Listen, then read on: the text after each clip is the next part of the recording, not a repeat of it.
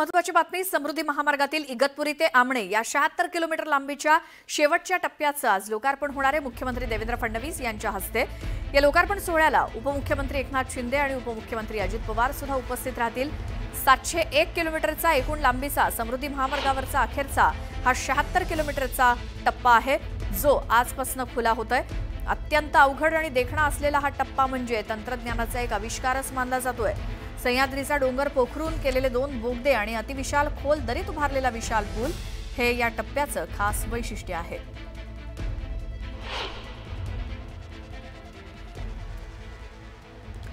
इगतपुरी ते आमणे असा हा शेवटचा टप्पा आहे 76 किलोमीटरचा संपूर्ण समृद्धी महामार्गातला, आणि त्याचं लोकार्पण आज मुख्यमंत्र्यांच्या हस्ते होणार आहे। सोबत दोन्ही उपमुख्यमंत्री देखील असतील। तर या इगतपुरी ते आमणे या मार्गाची नेमकी वैशिष्ट्य काय आहेत आपण बघतोय स्क्रीनवरती। राज्यातला सर्वात लांब आणि देशातला सर्वात रुंद असा हा बोगदा आहे। अद्ययावत तंत्रज्ञानावरती आधारित हे बोगदे आणि पूल आहेत।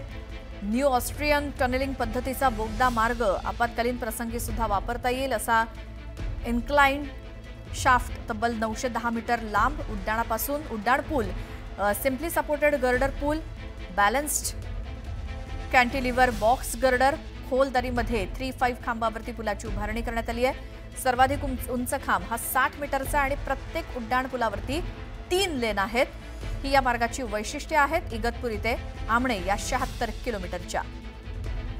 आणि या शेवटच्या पण महत्त्वाच्या टप्प्याचं लोकार्पण आज मुख्यमंत्र्यांच्या हस्ते होतंय। हिंदू हृदय सम्राट शिवसेना प्रमुख बाळासाहेब ठाकरे महाराष्ट्र समृद्धी महामार्ग, मुख्यमंत्री देवेंद्र फडणवीस, उपमुख्यमंत्री एकनाथ शिंदे यांचा ड्रीम प्रोजेक्ट। याच ड्रीम प्रोजेक्टच्या शेवटच्या टप्प्याचं आज लोकार्पण होत आहे।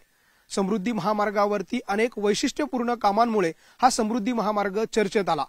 विशेष म्हणजे नाशिकच्या कसारा घाटामध्ये असलेल्या सह्याद्रीच्या पर्वतरांगा भेदून तयार करण्यात आलेला महाकाय टनेल या सगळ्या समृद्धी महामार्गाचं एक महत्त्वपूर्ण वैशिष्ट्य आहे।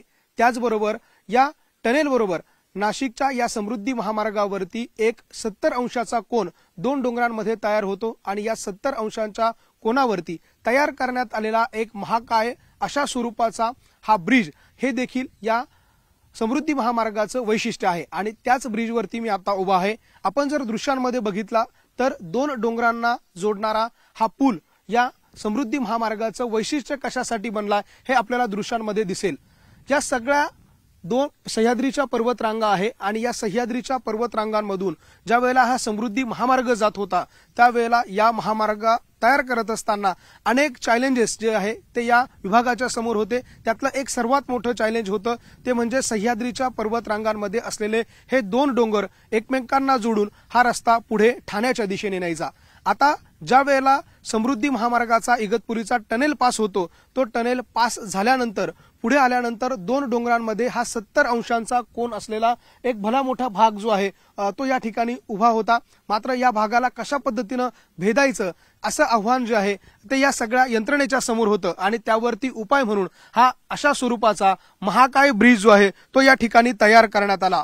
तब्बल 60 मीटर उंच व 1115 मीटर लांब अशा स्वरूपाचा हा पूल जो आहे तो यावरती उभारण्यात आलेला आहे आणि हेच या समृद्धी महामार्गाच्या कामातलं एक महत्त्वाचं वैशिष्ट्य मानलं जात आहे। त्यामुळे आज होणाऱ्या या समृद्धी महामार्गाच्या उद्घाटनापूर्वी अनेक चॅलेंजिंग कामं जी आहे ती या कंपन्यांनी केली आणि आज अखेर त्याचा मुहूर्त समोर आलेला आहे आणि त्यानुसार आज नाशिकमध्ये या समृद्धी महामार्गाचा शेवटच्या टप्प्याचं लोकार्पण होत आहे। आणि त्याच लोकार्पणामधले अनेक वैशिष्ट्यपूर्ण घटना आणि अनेक वैशिष्ट्यपूर्ण जी कामं आहे त्यातलंच हे सर्वाधिक वैशिष्ट्यपूर्ण काम म्हणजे हा ब्रिज।